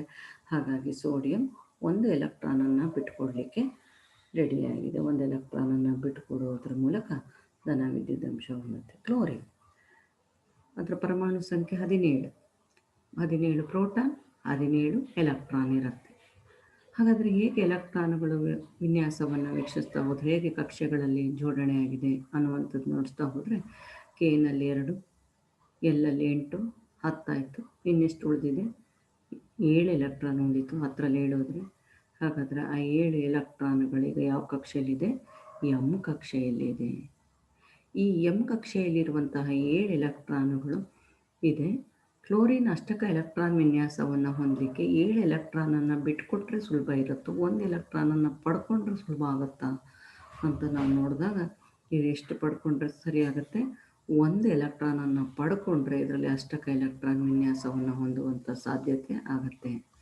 ಹಾಗಾಗಿ ಸೋಡಿಯಂ ಬಿಟ್ಟುಕೊಟ್ಟಂತಹ 1 ಎಲೆಕ್ಟ್ರಾನನ್ನು ಪಡ್ಕೊಳ್ಳುತ್ತೆ. ಇದು 1 ಎಲೆಕ್ಟ್ರಾನನ್ನು ಪಡ್ಕೊಂಡು ಸೋಡಿಯಂ ಬಿಟ್ಟುಕೊಟ್ಟಂಥ 1 ಎಲೆಕ್ಟ್ರಾನನ್ನು ಪಡ್ಕೊಂಡು ಕ್ಲೋರಿನ್ 7 ಅಷ್ಟಕ ಎಲೆಕ್ಟ್ರಾನ್ ವಿನ್ಯಾಸವನ್ನು ಹೊಂದುತ್ತೆ ಅನ್ನುವಂಥದ್ದು. ಯಾವಾಗ ಸೋಡಿಯಂ 1 ಎಲೆಕ್ಟ್ರಾನನ್ನು ಬಿಟ್ಕೊಡುತ್ತೋ ಆಗ ಅದು ಏನಾಗುತ್ತೆ? ಧನ ವಿದ್ಯುದಂಶವನ್ನು ಹೊಂದುತ್ತೆ ಅನ್ನುವಂಥದ್ದು. ಸೋಡಿಯಂನ ಮಧ್ಯಭಾಗದ 1 ಎಲೆಕ್ಟ್ರಾನನ್ನು ಬಿಟ್ಕೊಡುತ್ತೆ. ಆಗ ಅದೇನಾಗುತ್ತೆ? ಮಧ್ಯದಲ್ಲಿ ಸೋಡಿಯಂನಲ್ಲಿ 11 ಪ್ರೋಟಾನ್ ಇರುತ್ತೆ, 10 ಎಲೆಕ್ಟ್ರಾನ್ ಆಗುತ್ತೆ. ಹಾಗಾಗಿ ಅದಕ್ಕೆ ಒಂದು ಧನ ವಿದ್ಯುದಂಶ ಬರುತ್ತೆ. ಅಲ್ಲಿ ಧನ ವಿದ್ಯುದಂಶವನ್ನು ಹೊಂದುವಂಥದ್ದು ಆಗುತ್ತೆ. 1 ಎಲೆಕ್ಟ್ರಾನ್ ಕಡಿಮೆ ಆಗುತ್ತೆ, ಹಾಗಾಗಿ ಧನ ವಿದ್ಯುದಂಶ ಬರುತ್ತೆ. ಇಲ್ಲಿ ನೋಡಿ, ಕ್ಲೋರಿನ್ ಸೋಡಿಯಂ ಬಿಟ್ಟುಕೊಟ್ಟಂತಹ 1 ಎಲೆಕ್ಟ್ರಾನನ್ನು ಪಡ್ಕೊಳ್ಳುತ್ತೆ, ಆಗ ಅಷ್ಟಕ ಎಲೆಕ್ಟ್ರಾನ್ ವಿನ್ಯಾಸವನ್ನು ಹೊಂದುತ್ತೆ. ಸೋಡಿಯಂ ಬಿಟ್ಟುಕೊಟ್ಟಂಥ 1 ಎಲೆಕ್ಟ್ರಾನನ್ನು ಪಡ್ಕೊಂಡಿದ್ರಿಂದ ಇದು ಏನಾಗ್ತಾ ಹೋಗುತ್ತೆ? ಋಣ ವಿದ್ಯುದಂಶವನ್ನು ಹೊಂದುತ್ತೆ. ಲೋಹೀಯ ಅಯಾನು ಬಂಧ ಉಂಟಾಗಬೇಕಾದ್ರೆ ಮೊದಲು ಲೋಹೀಯ ಧನ ಅಲೋಹೀಯ ಋಣ ಅಯಾನುಗಳ ನಡುವೆ ಸ್ಥಾಯಿ ವಿದ್ಯುತ್ ಆಕರ್ಷಣೆಯಿಂದ ನಡುವೆ ಬಂಧ ಉಂಟಾಗುತ್ತೆ. ಇದನ್ನು ನಾವು ಅಯಾನಿಕ ಬಂಧ ಉಂಟಾಗುವಿಕೆ ಅಂತ ಹೇಳಿ ಕರಿತೀವಿ. ಹಾಗಾಗಿ ಈ ರೀತಿಯಲ್ಲಿ ಅಯಾನಿಕ ಸಂಯುಕ್ತಗಳು ಉಂಟಾಗ್ತಾ ಹೋಗುವಂಥದ್ದನ್ನು ನಾವು ಕಾಣ್ತಾ ಹೋಗ್ತೀವಿ. ಲೋಹೀಯ ಮತ್ತು ಅಲೋಹೀಯ ಅಯಾನುಗಳ ನಡುವೆ ಈ ರೀತಿ ಉಂಟಾಗುವಂತಹ ಬಂಧ ಏನಿದೆ ಇದನ್ನೇ ಅಯಾನಿಕ ಬಂಧ ಅಂತೀವಿ. ಈ ರೀತಿ ಅಯಾನಿಕ ಸಂಯುಕ್ತಗಳು ಉಂಟಾಗ್ತಾ ಹೋಗುತ್ತೆ. ಅಯಾನಿಕ ಸಂಯುಕ್ತಗಳು ಈಗ ಸೋಡಿಯಂ ಮತ್ತು ಕ್ಲೋರಿನ್ನಲ್ಲಿ ಅವುಗಳಲ್ಲಿ ಅಯಾನಿಕ ಅವೆರಡೂ ಸಹ ವರ್ತಿಸಿ ಅವುಗಳ ನಡುವೆ ಬಂಧ ಏರ್ಪಟ್ಟು ಒಂದು ಧನ ಮತ್ತೊಂದು ಋಣ ಅಯಾನುಗಳಾಗಿ ಅವುಗಳ ನಡುವಿನ ಆಕರ್ಷಣೆಯಿಂದ ಬಂಧ ಉಂಟಾಗಿ ಅಯಾನಿಕ ಸಂಯುಕ್ತಗಳು ಉಂಟಾಗಿರುವುದನ್ನು ಈಗ ನೀವು ವೀಕ್ಷಣೆ ಮಾಡಿದ್ದೀರಿ. ಇಂತಹ ರೀತಿಯಲ್ಲಿ ಅಯಾನಿಕ ಬಂಧದಿಂದ ಉಂಟಾದಂತಹ ಸೋಡಿಯಂ ಕ್ಲೋರೈಡ್ನಂತಹ ಅಯಾನಿಕ ಸಂಯುಕ್ತಗಳ ಗುಣಲಕ್ಷಣಗಳನ್ನು ನೋಡಿದಾಗ ಇವು ಎಲ್ಲವೂ ಸಹ ಉಪ್ಪು, ಉದಾಹರಣೆಗೆ ಅಯಾನಿಕ್ ಸೋಡಿಯಂ ಕ್ಲೋರೈಡ್ ಅಂದರೆ ಉಪ್ಪು, ಇದು ನೀರಿನಲ್ಲಿ ವಿಲೀನವಾಗುತ್ತೆ, ನೀರಿನಲ್ಲಿ ಕರಗುತ್ತೆ. ಅತಿ ಹೆಚ್ಚು ಕರಗುವ ಬಿಂದು ಮತ್ತು ಕುದಿಯುವ ಬಿಂದುವನ್ನು ಹೊಂದಿದೆ. ದ್ರಾವಣ ಅಥವಾ ದ್ರವಿಸಿದ ಸ್ಥಿತಿಯಾಗಿದೆ. ಅದು ಸ್ಥಿತಿ ಮಾಡಿಕೊಳ್ಳಿ ಸ್ಥಿತಿಯಲ್ಲಿ ವಿದ್ಯುತ್ತನ್ನು ಪ್ರವಹಿಸಲು ಬಿಡುತ್ತೆ. ಇದು ಅಯಾನಿಕ ಸಂಯುಕ್ತಗಳ ಗುಣಲಕ್ಷಣಗಳು. ಇದಕ್ಕೆ ನೀವು ಅಯಾನಿಕ ಸಂಯುಕ್ತಕ್ಕೆ ಅಂದರೆ ಉಪ್ಪನ್ನು ನೆನಪು ಮಾಡ್ಕೊಂಡ್ರಾಯ್ತು. ಉಪ್ಪು ನೀರಿನಲ್ಲಿ ಕರಗುತ್ತೆ. ಉಪ್ಪಿನ ಕರಗುವ ಬಿಂದು ಮತ್ತು ಕುದಿಯುವ ಬಿಂದು ಹೆಚ್ಚು. ಎಲ್ಲ ಅಯಾನಿಕ ಸಂಯುಕ್ತಗಳ ಗುಣಲಕ್ಷಣವೂ ಅದೇ ಆಗಿರುತ್ತೆ. ಆದರೆ ಅಯಾನಿಕ ಸಂಯುಕ್ತ ಅಂದಾಗ ನೀವು ಸೋಡಿಯಂ ಕ್ಲೋರೈಡ್ ಉಪ್ಪನ್ನು ನೆನಪಿಟ್ಕೊಳ್ಬೇಕು. ಇದು ದ್ರಾವಣ ಅಥವಾ ದ್ರವಿಸಿದ ಸ್ಥಿತಿಯಲ್ಲಿ ಮಾತ್ರ ತನ್ನ ಮೂಲಕ ವಿದ್ಯುತ್ತನ್ನು ಹರಿಯಲು ಬಿಡುವಂಥದ್ದು ಅಯಾನಿಕ ಸಂಯುಕ್ತಗಳ ಗುಣಲಕ್ಷಣಗಳು.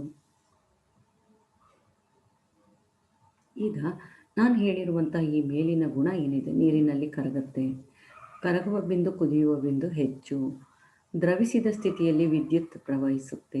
ಇದು ನಿಮಗೆ ಉಪ್ಪಿನನ್ನು ನೆನಪು ಮಾಡ್ಕೊಳ್ಳಿದಿತ್ವಲ್ಲ.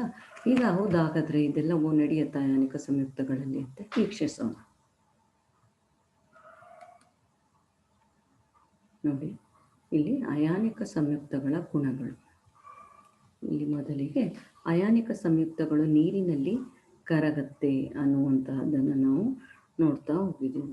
ನೀರಿನಲ್ಲಿ ಕರಗತ್ತೆ, ಆದರೆ ಅದು ಪೆಟ್ರೋಲ್ ಅಥವಾ ಸೀಮೆಎಣ್ಣೆ ಈ ಥರದ ದ್ರಾವಕದಲ್ಲಿ ನೋಡಿ ಉಪ್ಪು ಹೇಗಿದೆ ಹಾಗೇ ಇದೆ. ನೋಡಿ ಉಪ್ಪನ್ನು ಹಾಕಿ ಇಲ್ಲಿ ಕಾಯಿಸ್ತಾ ಇದ್ದೀವಿ. ಕರಗುವ ಬಿಂದು, ಕುದಿಯುವ ಬಿಂದು ಹೆಚ್ಚು ಅಂತ 2ನೇ ಪಾಯಿಂಟ್ ನೋಡಿದ್ವಲ್ಲ. ಈಗ ನೋಡಿ ಇದನ್ನು ನಾಳಕ್ಕೆ ಹಾಕಿ ಇಲ್ಲಿ ಶಾಖವನ್ನು ಕೊಡ್ತಾ ಇದ್ದೀವಿ. ಕರಗಿಲ್ಲ, ಕರಗಬೇಕಾದ್ರೆ ಅದು ಕರಗ್ತಾ ಇದೆ ಅಂತ ಹೇಳಿದ್ರೆ ಅದರ ಉಷ್ಣತೆ ಏನಾಗಿರುತ್ತೆ, ಅತ್ಯಂತ ಹೆಚ್ಚಿನ ಕುದಿಯುವ ಬಿಂದು ಹೊಂದಿರುತ್ತೆ. ನೋಡಿ ಈಗ ಅದು ವಿದ್ಯುತ್ತನ್ನು ಹರಿಲಿಕ್ಕೆ ಬಿಡುತ್ತೆ ಅಂತ ನೋಡಿ. ಇದರೊಳಗೆ ಈಗ ಈ ಬೇಕರ್ನಲ್ಲಿ ನಾವು ಉಪ್ಪಿನ ನೀರನ್ನು ತೆಗೆದುಕೊಂಡು ಅದಕ್ಕೆ ಉಪ್ಪನ್ನು ಹಾಕಿ 2 ವಿದ್ಯುದಾಗ್ರಗಳನ್ನು ಇದಕ್ಕೆ ಕನೆಕ್ಟ್ ಮಾಡಿ ಅದರ ಮೂಲಕ ವಿದ್ಯುತ್ ಹಾಯಿಸಿದಾಗ ಇಲ್ಲಿ ಸೋಡಿಯಂ ಮತ್ತು ಕ್ಲೋರಿನ್ ಅಯಾನುಗಳು ಪ್ರತ್ಯೇಕವಾಗಿ ಅವುಗಳೇನಾಗುತ್ತೆ, ಅವುಗಳ ಮುಖಾಂತರ ಅದು ಅಯಾನುಗಳು ಏನಾಗುತ್ತೆ ಸಂಪೂರ್ಣವಾಗಿ ವರ್ಗಾವಣೆ ಆಗೋದ್ರ ಮೂಲಕ, ಎಲೆಕ್ಟ್ರಾನ್ಗಳಾಗಿ ವರ್ಗಾವಣೆ ಆಗೋದ್ರ ಮೂಲಕ ಅದೇನಾಗುತ್ತೆ ತನ್ನ ಮೂಲಕ ವಿದ್ಯುತ್ ಹರಿಲಿಕ್ಕೆ ಬಿಡುವಂಥದ್ದಾಗುತ್ತೆ. ವಿರುದ್ಧ ವಿದ್ಯುತ್ ಆವೇಶಗಳನ್ನು ಹೊಂದಿರುವಂಥವು ಅವುಗಳು ವಿರುದ್ಧ ಧ್ರುವಗಳತ್ತ ಚಲಿಸಿ ತನ್ನ ಮೂಲಕ ವಿದ್ಯುತ್ ಹರಿಲಿಕ್ಕೆ ಬಿಡುತ್ತೆ. ಆದರೆ ಘನ ಸ್ಥಿತಿಯಲ್ಲಿ ಮಾತ್ರ ಯಾವುದೇ ಕಾರಣಕ್ಕೂ ಅಯಾನಿಕ ಸಂಯುಕ್ತಗಳಲ್ಲಿ ವಿದ್ಯುತ್ ಹರಿಯೋದಿಲ್ಲ. ನೀರಿನಲ್ಲಿ ಕರಗಿದ್ರೆ ಉಪ್ಪು ವಿದ್ಯುತ್ ಹರಿಯುತ್ತೆ, ಘನ ಉಪ್ಪಾಗಿದ್ದರೆ ವಿದ್ಯುತ್ ಹರಿಯಲ್ಲ. ಈಗ ನೋಡಿ ಅವುಗಳತ್ತೆ ಅಯಾನಿಕ ಸಂಯುಕ್ತಗಳು ಭೌತ ಸ್ಥಿತಿ ಘನ ವಸ್ತುಗಳಾಗಿದೆ. ಅಂದರೆ ಉಪ್ಪು ಹೇಗಿದೆ ಅಂದರೆ ಘನ ವಸ್ತು. ಅದರಲ್ಲಿ ನಾವು ರಾಸಾಯನಿಕವಾಗಿ ನೋಡಿದಾಗ ಅದರಲ್ಲಿ ಸೋಡಿಯಂ ಧನ ಮತ್ತು ಕ್ಲೋರಿನ್ ಋಣ ಅಯಾನುಗಳ ನಡುವೆ ಪ್ರಬಲ ಆಕರ್ಷಣ ಬಲದಿಂದ ಬಂಧ ಏರ್ಪಡುತ್ತೆ. ಜೊತೆಗೆ ಈ ಸಂಯುಕ್ತಗಳು ಸಾಮಾನ್ಯವಾಗಿ ಬಿದುರವಾಗಿದ್ದು ಒತ್ತಡವನ್ನು ಹಾಕಿದಾಗ ಪುಡಿಯಾಗುತ್ತೆ. ಬಿದುರತೆಯನ್ನು ಉಪ್ಪನ್ನು ನೆನಪು ಮಾಡ್ಕೊಂಡ್ರೆ ಉಪ್ಪಿನ ಹರಳು, ಅದಕ್ಕೆ ಸ್ವಲ್ಪ ಒತ್ತಡವನ್ನು ಹಾಕಿದ್ರೆ ಪುಡಿಯಾಗುವಂಥದ್ದಾಗುತ್ತೆ. ಅಯಾನಿಕ ಸಂಯುಕ್ತಗಳು ಕರಗುವ ಬಿಂದು, ಕುದಿಯುವ ಬಿಂದು ಹೆಚ್ಚಿರುತ್ತೆ. ಹಾಗಾಗಿ ಅಣುಗಳ ನಡುವಿನ ಪ್ರಬಲ ಅಯಾನಿಕ ಬಂಧವನ್ನು ಹೊಡಿಲಿಕ್ಕೆ ಹೆಚ್ಚಿನ ಶಕ್ತಿ ಬೇಕಾಗುತ್ತೆ. ಅಯಾನಿಕ ಸಂಯುಕ್ತಗಳು ವೇಲೆನ್ಸ್ ಎಲೆಕ್ಟ್ರಾನ್ಗಳು ಲೋಹದಿಂದ ಅಲೋಹಕ್ಕೆ ವರ್ಗಾವಣೆ ಆಗೋದರ ಮೂಲಕ ಉಂಟಾಗುವ ಸಂಯುಕ್ತಗಳೇನಿದೆ ಅದನ್ನೇ ಅಯಾನಿಕ ಸಂಯುಕ್ತಗಳು ಅಥವಾ ಎಲೆಕ್ಟ್ರೋವೇಲೆಂಟ್ ಸಂಯುಕ್ತಗಳು ಅನ್ನುವಂಥದ್ದನ್ನು ಈಗ ನೀವು ಸೋಡಿಯಂ ಮತ್ತು ಕ್ಲೋರಿನ್ನಲ್ಲಿ ವೇಲೆನ್ಸ್ ಎಲೆಕ್ಟ್ರಾನ್ಗಳ ಹಂಚಿಕೆಯಿಂದ ವರ್ಗಾವಣೆಯಿಂದ ಏನಾಗ್ತಾ ಇದೆ, ಅವುಗಳ ವರ್ಗಾವಣೆಯಿಂದ ಬಂಧ ಉಂಟಾಗಿರುವಂಥದ್ದು ಏನಿದೆ. ಹಾಗಾಗಿ ಅಲ್ಲಿ ಅಯಾನಿಕ ಸಂಯುಕ್ತಗಳ ಬಂಧದಿಂದ ಉಂಟಾಗುವ ಸಂಯುಕ್ತಗಳೇನಿದೆ ಅದನ್ನು ನಾವು ಅಯಾನಿಕ ಸಂಯುಕ್ತಗಳು ಅಂತ ಹೇಳಿ ಕರಿತೀವಿ. ಇಲ್ಲಿ ಎಲೆಕ್ಟ್ರಾನ್ಗಳೇನಾಗುತ್ತೆ, ಅಯಾನಿಕ ಸಂಯುಕ್ತಗಳಲ್ಲಿ ಎಲೆಕ್ಟ್ರಾನ್ಗಳನ್ನು ಅದು ವರ್ಗಾವಣೆ ಮಾಡಿಕೊಳ್ಳುತ್ತೆ, ಹಂಚಿಕೊಳ್ಳುತ್ತೆ ಅಂತ ಏನಾದರೂ ಹೇಳಿದರೆ ನಾನು ಮಿಸ್ ಆಗಿ ಅದನ್ನು ನೀವು ವರ್ಗಾವಣೆ ಆಗುತ್ತೆ ಅಂತ ಹೇಳಿ ನೀವು ಇಲ್ಲಿ ಅರ್ಥೈಸ್ಕೊಳ್ಬೇಕು. ದ್ರವಿಸಿದ ಸ್ಥಿತಿಯಲ್ಲಿ ಅಯಾನಿಕ ಸಂಯುಕ್ತಗಳಲ್ಲಿ ವಿರುದ್ಧ ಅಯಾನುಗಳ ನಡುವೆ ವಿದ್ಯುತ್ ಆಕರ್ಷಣ ಬಲಗಳು ಉಂಟಾಗಿ ಉಷ್ಣತೆ ಹೊಡೆಯುತ್ತೆ. ಹೀಗಾಗಿ ಅದು ನೀರಿನಲ್ಲಿ ಅಂದರೆ ಅಯಾನಿಕ ಸಂಯುಕ್ತಗಳಿಗೆ ಇದನ್ನು ಸಹ ಕೇಳ್ತಾರೆ ನಿಮಗೆ ಪರೀಕ್ಷೆಯಲ್ಲಿ. ದ್ರವಿಸಿದ ಸ್ಥಿತಿಯಲ್ಲಿ ಮಾತ್ರ ಅಯಾನಿಕ ಸಂಯುಕ್ತಗಳಲ್ಲಿ ವಿದ್ಯುತ್ ಹರಿಯುತ್ತೆ ಯಾಕೆ ಅಂತ. ಆಗ ದ್ರವಿಸಿದ ಸ್ಥಿತಿಯಲ್ಲಿ ಸೋಡಿಯಂ ಮತ್ತು ಕ್ಲೋರಿನ್ ವಿರುದ್ಧ ಅಯಾನುಗಳ ನಡುವೆ ವಿದ್ಯುತ್ ಆಕರ್ಷಣ ಬಲಗಳು ಉಷ್ಣತೆಗೇನಾಗುತ್ತೆ, ಆ ಬಲಗಳು ಒಡೆಯುತ್ತೆ. ಹಾಗಾಗಿ ಅಯಾನುಗಳು ಸ್ವತಂತ್ರವಾಗಿ ಸೋಡಿಯಂ ಮತ್ತು ಕ್ಲೋರಿನ್ ಅಯಾನುಗಳು ಸ್ವತಂತ್ರವಾಗಿ ಚಲಿಸೋದ್ರ ಮೂಲಕ ವಿದ್ಯುತ್ ಹರಿಯುತ್ತೆ. ಈಗ ವಿದ್ಯಾರ್ಥಿಗಳೇ ಪಾಠದ ಮುಂದಿನ ಅಂಶವಾದಂತಹ ಸಂಕ್ಷಾರಣದ ಬಗ್ಗೆ ತಿಳಿಯೋಣ.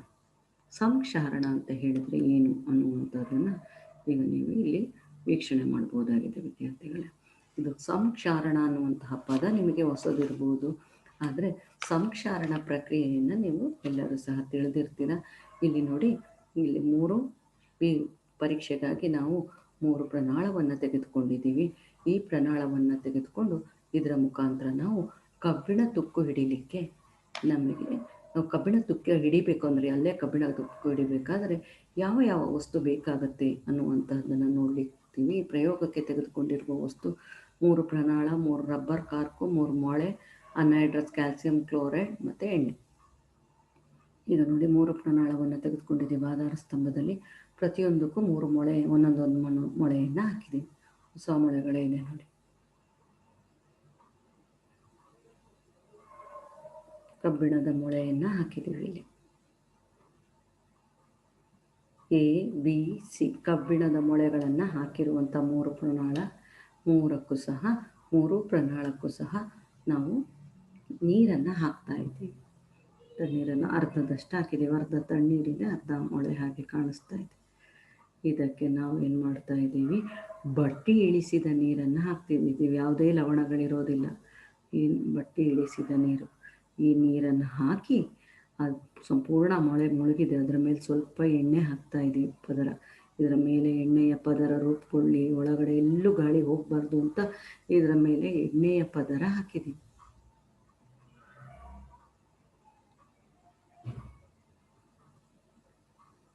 ರಬ್ಬರ್ ಕಾರ್ಕ್ ಜೋಡಿಸೋದು. ಈಗ ಮೂರನೇದರಲ್ಲಿ ಕ್ಯಾಲ್ಸಿಯಂ ಕ್ಲೋರೈಡ್ ಅನ್ನುವಂಥದ್ದನ್ನು ಹಾಕಿದ್ದೀವಿ. ಅನ್ಹೈಡ್ರಸ್ ಕ್ಯಾಲ್ಸಿಯಂ ಕ್ಲೋರೈಡ್ ಹಾಕಿ ಇದನ್ನು ನಾವೇನು ಮಾಡಿದ್ದೀವಪ್ಪ ಅಂತ ಹೇಳಿದರೆ ರಬ್ಬರ್ ಕಾರ್ಕನ್ನು ಮುಚ್ಚಿದ್ದೀವಿ.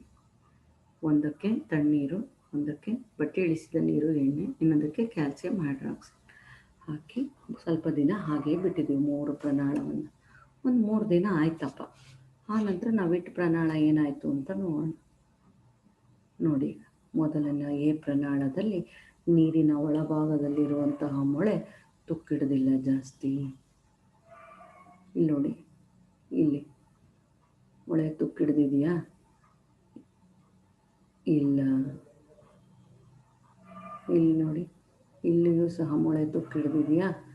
ಇಲ್ಲ. ಇಲ್ಲಿ ನೀರು ಇಲ್ಲ, ಕ್ಯಾಲ್ಸಿಯಂ ಅನ್ಹೈಡ್ರಸ್ ಇದು ಹಾಕಿದ್ದೀವಿ. ಇಲ್ಲಿ ಬಟ್ಟೆ ಇಳಿಸಿದ ನೀರು ಎಣ್ಣೆ ಹಾಕಿದ್ದೀವಿ. ಇಲ್ಲೇನು ಹಾಕಿದ್ದೀವಿ? ನೀರು ಹಾಕಿದ್ದೀವಿ.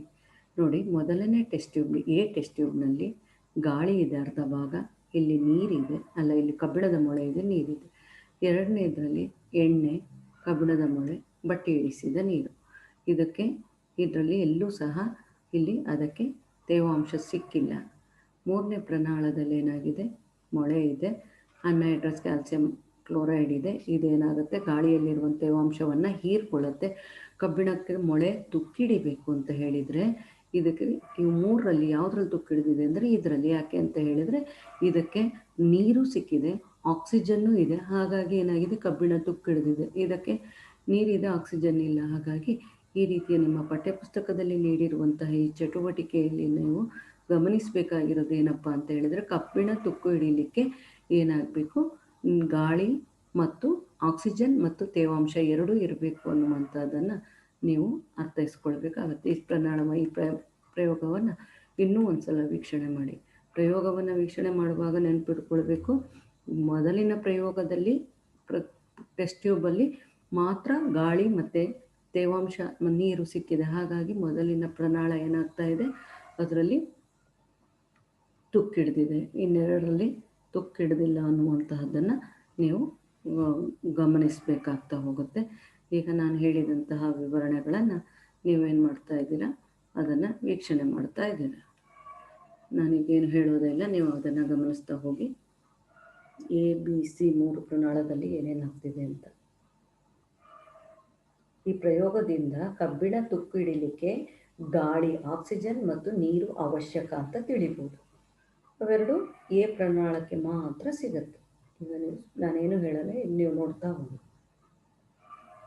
ಬೇಕಾಗುವ ಸಾಮಗ್ರಿ: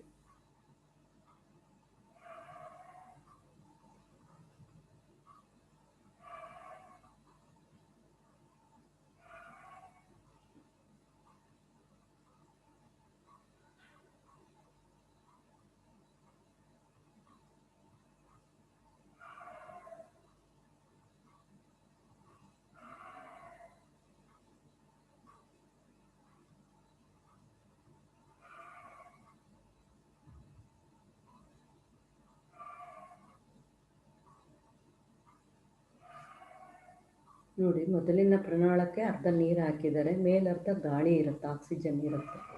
ಎರಡನೇ ಪ್ರಮಾಣದಲ್ಲಿ ಬಟ್ಟಿ ಇಳಿಸಿದ ನೀರು ಇರುತ್ತೆ, ಒಂಚೂರು ಗಾಳಿ ಆಕ್ಸಿಜನ್ ಸಿಗಲ್ಲ. ಮೇಲ್ ತನಕ ನೀರು ಹಾಕಿ ಆಮೇಲೆ ಎಣ್ಣೆ ಹಾಕಿರ್ತಾರೆ, ಗಮನಿಸಿ.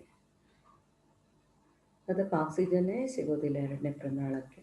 ಮೊದಲಿನ ಪ್ರಮಾಣದಲ್ಲಿ ಆಕ್ಸಿಜನ್ನು ಇದೆ, ನೀರು ಇದೆ. ಎರಡನೇ ಪ್ರಮಾಣದಲ್ಲಿ ಆಕ್ಸಿಜನ್ ಇಲ್ಲ, ಬರೀ ನೀರಿದೆ.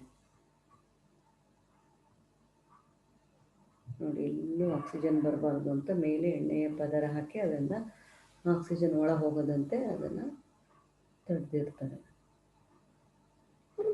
ಮೂರನೇ ಪ್ರಮಾಣದಲ್ಲಿ ಏನಾಗಿದೆ? ಗಾಳಿ ಇದೆ, ಅದರಲ್ಲಿ ಏನಾದರೂ ತೇವಾಂಶ ಇದ್ದರೆ ಅದನ್ನೆಲ್ಲ ಹೀರ್ಕೊಳ್ಳಿ ಅಂತ ಹೇಳಿ ಕ್ಯಾಲ್ಸಿಯಂ ಕ್ಲೋರೈಡ್ ಅನ್ನುವಂತಹ ಅಂಶವನ್ನು, ರಾಸಾಯನಿಕವನ್ನು ಅಲ್ಲಿ ಹಾಕಿರ್ತಾರೆ. ಇವು ಮೂರರಲ್ಲಿ ಯಾವುದರಲ್ಲಿ ತುಕ್ಕಿಡಿಯುತ್ತೆ? ಸ್ವಲ್ಪ ದಿನ ಬಿಟ್ಟು ನೋಡಿದಾಗ ಯಾವುದರಲ್ಲಿ ತುಕ್ಕು ಹಿಡಿಯುವಂಥದ್ದು ಎ ಪ್ರಮಾಣದಲ್ಲಿ ಮಾತ್ರ ತುಕ್ಕು ಹಿಡಿಯುತ್ತೆ 3 ದಿನ ಬಿಟ್ಟು ನೋಡಿದಾಗ. ಯಾಕೆ ಅಂತ ಹೇಳಿದರೆ ಇಲ್ಲಿ ನೆನ್ಪಿಟ್ಕೊಳ್ಬೇಕು, ಕಬ್ಬಿಣ ತುಕ್ಕು ಹಿಡಿಬೇಕು. ಕಬ್ಬಿಣ ತುಕ್ಕು ಆಕ್ಸಿಜನ್ ಜೊತೆಗೆ ವರ್ತಿಸಿ ಕಬ್ಬಿಣದ ಆಕ್ಸೈಡ್ ಆಗಬೇಕು ಅಂದರೆ ಕಬ್ಬಿಣಕ್ಕೆ ಗಾಳಿ ಮತ್ತು ಏನು ಬೇಕಾಗಿರುತ್ತೆ, ನೀರು. ಇದು 2ನೇ ಪ್ರಮಾಣ ತುಕ್ಕು ಹಿಡ್ದಿಲ್ಲ. 3ನೇ ಪ್ರಮಾಣ ತುಕ್ಕು ಹಿಡ್ದಿಲ್ಲ.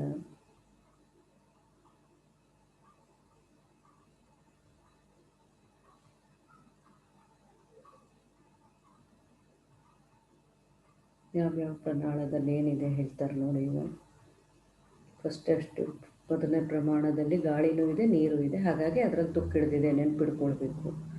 ಕಬ್ಬಿಣ ತುಕ್ಕು ಹಿಡಿಬೇಕು ಅಂದರೆ ಗಾಳಿನೂ ಬೇಕು, ನೀರು ಬೇಕು. 2ನೇದರಲ್ಲಿ ಇಲ್ಲ, ತುಕ್ಕು ಹಿಡ್ದಿಲ್ಲ. ಯಾಕೆ ಅಂತ ಹೇಳಿದರೆ ಅದಕ್ಕೆ ನೀರಿದೆ, ಗಾಳಿ ಇಲ್ಲ, ಅದಕ್ಕೆ ತುಕ್ಕು ಹಿಡಿಲಿಲ್ಲ. ಅದರಲ್ಲಿ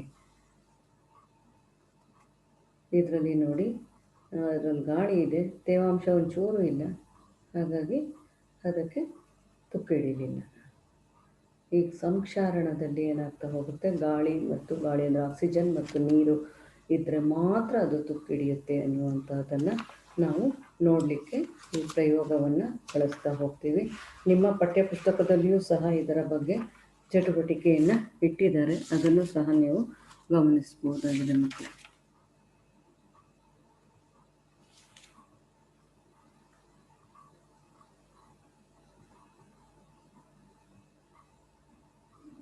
ಈಗ ಸಂಕ್ಷಾರಣವನ್ನು ತಡೆಗಟ್ಟೋದು ಹೇಗೆ, ತುಕ್ಕು ಹಿಡಿಯುವುದನ್ನು ತಡೆಗಟ್ಟೋದು ಹೇಗೆ ಅನ್ನುವಂತಹದ್ದನ್ನು ಈ ವಿಡಿಯೋದಲ್ಲಿ ನೀವು ವೀಕ್ಷಣೆ ಮಾಡಬಹುದು. ತುಕ್ಕು ಹಿಡಿಯುವುದನ್ನು ಹೇಗೆ ತಡೆಗಟ್ಟಬಹುದು? ಮನೆಯಲ್ಲೆಲ್ಲ ಹೇಗೆ ಮಾಡ್ತೀರಾ ತುಕ್ಕು ಹಿಡಿಬಾರ್ದು ಅಂತ ಹೇಳಿದ್ರೆ? ಕಬ್ಬಿಣದ ಗೇಟ್ ಇದೆ, ಕಬ್ಬಿಣದ ಕಿಟಕಿ ಇದೆ, ಸರಳಿದೆ ಅಂದರೆ ಏನು ಮಾಡ್ತೀರಾ? ಬಣ್ಣ ಹಚ್ತೀರಾ? ಹಾಗೆ ಕಬ್ಬಿಣದ ಯಾವುದಾದ್ರೂ ವಸ್ತು ಇದೆ ಅಂತ ಹೇಳಿ ಸತುವಿನ ಲೇಪನವನ್ನು ಮಾಡ್ತೀರಾ? ನೆನ್ಪಿಟ್ಕೊಳ್ಬೇಕು. ಬಣ್ಣ ಹಚ್ಚುವುದು, ಸತುವಿನ ಲೇಪನವನ್ನು ಮಾಡುವುದು,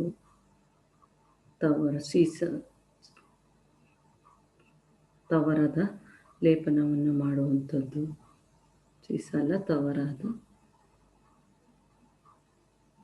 ಮೆಗ್ನೀಷಿಯಂ ಕೋಟಿಂಗ್ ಮತ್ತು ಜಿಂಕ್, ಅಲ್ಯೂಮಿನಿಯಂ ಇವುಗಳ ಕೋಟಿಂಗನ್ನು ಮಾಡುವಂಥದ್ರಿಂದಲೂ ಸಹ ಕಬ್ಬಿಣ ತುಕ್ಕು ಹಿಡಿಯುವಂಥದ್ದನ್ನು ತಡಿಲಿಕ್ಕೆ ಸಾಧ್ಯ ಆಗ್ತಾ ಹೋಗುತ್ತೆ. ಸೋಡಿಯಂ ಫಾಸ್ಫೇಟ್ ಅನ್ನುವಂಥದ್ದನ್ನು ಸಹ ಅವುಗಳ ಕೋಟಿಂಗ್ ಅಂತ ಹೇಳಿದರೆ ಅದರ ಮೇಲೆ ಅದನ್ನು ಹಚ್ಚೋದಷ್ಟೇ. ಕಬ್ಬಿಣದ ಮೇಲ್ಭಾಗದ ಪದರಕ್ಕೆ ಅದನ್ನು ಲೇಪನ ಮಾಡುವುದರಿಂದ ಕಬ್ಬಿಣಕ್ಕೆ ಆಕ್ಸಿಜನ್ನು ಮತ್ತು ತೇವಾಂಶ ಪೂರೈಕೆ ಆಗೋದಿಲ್ಲ. ಆಗ ಏನಾಗುತ್ತೆ, ಅದು ತುಕ್ಕು ಹಿಡಿಯುವುದು ಕಡಿಮೆ ಆಗುತ್ತೆ, ನಿಲ್ಲುತ್ತೆ ಅನ್ನುವಂಥದ್ದು.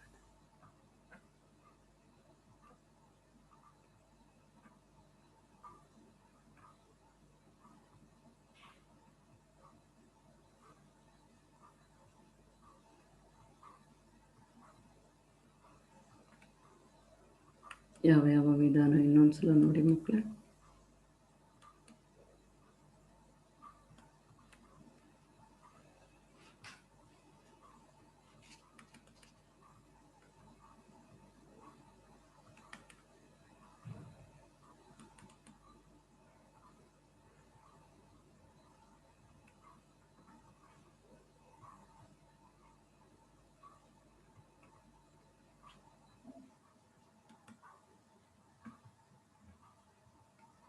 ಯಾಕೆ ಓಪನ್ ಆಗ್ತಾ ಇಲ್ಲ ಅದು? ಗೊತ್ತಿದೆ ನಿಮಗೆ ಅಂತ.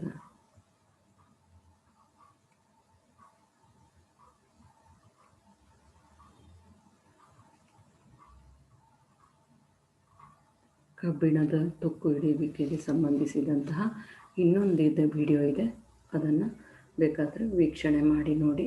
ಕಬ್ಬಿಣ ತುಕ್ಕು ಹಿಡಿಯುವಂಥದ್ದು 3 ಕಬ್ಬಿಣದ ಮೊಳೆಯನ್ನು ತೆಗೆದುಕೊಂಡು ಅವುಗಳನ್ನು ವೀಕ್ಷಣೆ ಮಾಡಿದ್ರಲ್ಲ, ಅದನ್ನು ಸಹ ನೀವು ಇಲ್ಲಿ ಮತ್ತೊಮ್ಮೆ ವೀಕ್ಷಣೆಯನ್ನು ಮಾಡಬಹುದು. ನಿಮ್ಮ ಪಠ್ಯಪುಸ್ತಕವನ್ನು ಜೊತೆಯಲ್ಲಿ ಇಟ್ಕೊಂಡು ನೀವು ಅದನ್ನು ಗಮನಿಸಿದರೆ ಆನಂತರದಲ್ಲಿ ಗಮನಿಸಿ ಅರ್ಥೈಸ್ಕೊಳ್ಬೋದಾಗಿದೆ.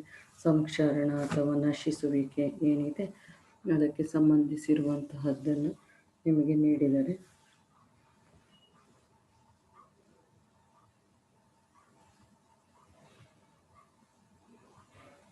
ಈಗ ನೀವೇ ಅರ್ಥೈಸ್ಕೊಳ್ತಾ ಹೋಗಿ. ಮೂರಕ್ಕೂ ನೀರು ಹಾಕ್ತಾ ಇದ್ದಾರೆ. ಈಗ ನೀವು ಹೇಳಬೇಕು ಯಾವ ಪ್ರಮಾಣದಲ್ಲಿ ತುಕ್ಕಿಡಿಯುತ್ತೆ, ಯಾಕೆ ಅದೇ ಪ್ರಮಾಣದಲ್ಲಿ ತುಕ್ಕಿಡಿಯುತ್ತೆ ಅನ್ನುವಂಥದ್ದು.